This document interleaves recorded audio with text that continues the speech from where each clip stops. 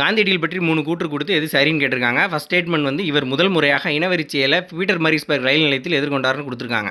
காந்தியடிகள் 1893 ஏப்ரலில் தென்னாப்பிரிக்கா போகிறாரு. தென்னாப்பிரிக்காவில் தான் முதல்ல இனவெறியை எதிர்கொள்கிறாரு.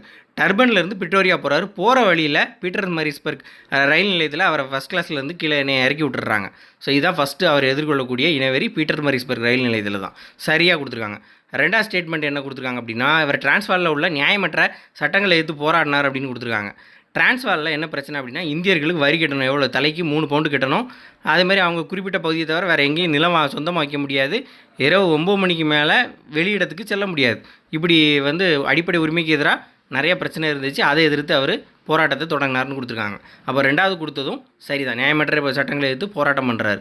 மூணாவது, இவர் ரஸ்கின் அவர்களால் பெரிதும் ஈர்க்கப்பட்டு ஃபீனிக்ஸ் குடியிருப்பை நிறுவினார் அப்படிங்கிறது. 2 பேரை சொல்லியிருப்பாங்க. முதல்ல ரஸ்கின் அப்படிங்கிறவரால் ஈர்க்கப்பட்டவர் ஃபீனிக்ஸ் குடியிருப்பை 1905 நிறுவுறாரு. டால்ஸ்டாய் பண்ணே 1910. அப்போ ரஸ்கின் பாண்டோட ஈர்ப்புனால தான் ஃபீனிக்ஸ் குடியிருப்பு. அதுவும் சரியாக தான் கொடுத்துருக்காங்க. அப்போ 3மே சரி. டி தான் விடை. இது கம்பைன் டெக்னிக்கல் சர்வீஸ் எக்ஸாம் 2024 கேட்டது. புக்கில் எங்கே இருக்குது அப்படின்னு பார்த்தோம்னா 96வது பக்கம் 8வது பாடம் தேசியம் காந்திய காலகட்டம், ரொம்ப முக்கியமான பாடம். 10ஆம் வகுப்பு சமூகவியல் புத்தகத்தில் இருக்குது. சிலபஸில் இது எப்படி வருது அப்படின்னு பார்த்தோம்னா, 3வது பகுதி இந்தியாவோட வரலாறில் மகாத்மா காந்தி மிக முக்கியமான ஆள்.